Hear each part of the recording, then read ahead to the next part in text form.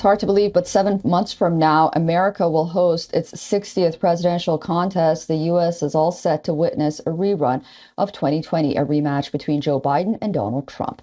On Wednesday, both President Joe Biden and his predecessor, Donald Trump, won their respective primaries in the swing state of Michigan, further cementing prospects of a rematch between the two in November. But the results revealed serious concerns for both campaigns. Biden secured a win over Minnesota Representative Dean Phillips, his primary opponent, but the victory came in the backdrop of significant opposition over his support for Israel. The Biden campaign cannot ignore the element of the uncommitted voters. The state is home to a large Arab American community who registered their discontent over Biden's handling of the war in Gaza.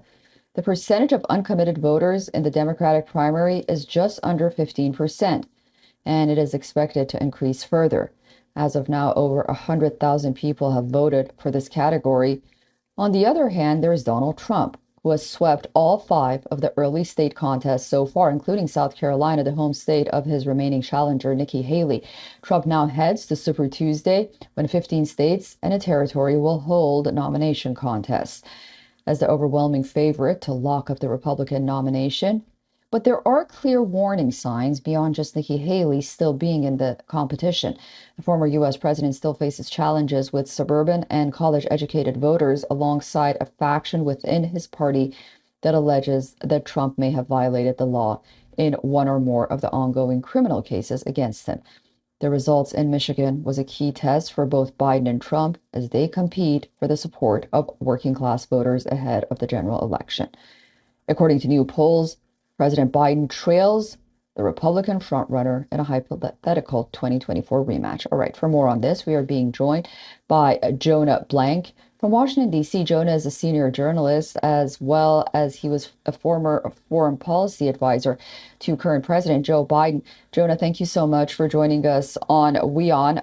So not much surprise coming out of Michigan, but perhaps the number of uncommitted voters were higher than before, reminding our viewers that the last 3 primaries in each of them, about 20,000 people voted uncommitted, but here we are now. Should President Biden be concerned?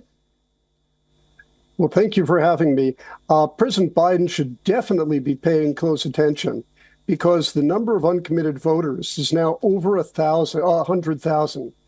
By way of comparison, in 2016, Trump's margin of victory over Hillary Clinton was about 10,000 votes. And President Biden's victory over Trump in Michigan in 2020 was about 154,000. So this this organized campaign to have voters vote uncommitted as a proxy for ceasefire in Gaza really should be getting the attention of the White House. And Jonah, my question is about Nikki Haley. We know that Donald Trump will likely be the nominee moving forward, but there are talks that Nikki Haley ultimately may run an independent campaign. What are your thoughts on that? I think it's very unlikely. Not only has Nikki Haley herself ruled out that possibility, politicians sometimes do things that they say they won't do, but in the American system, it's very, very difficult for any independent candidate to get real traction. It's very difficult to even get on the ballot. So the only way she really could do it would be by matching up with one of the organizations that is already trying to get ballot access for a yet to be determined candidate. And I can talk more about that, but just because of how the American political system works, it's really an incredible long shot. Yeah, known labels and whatnot. Well, we'll be watching this election very closely, and thank you so much for joining us on WION. Thank you for having me.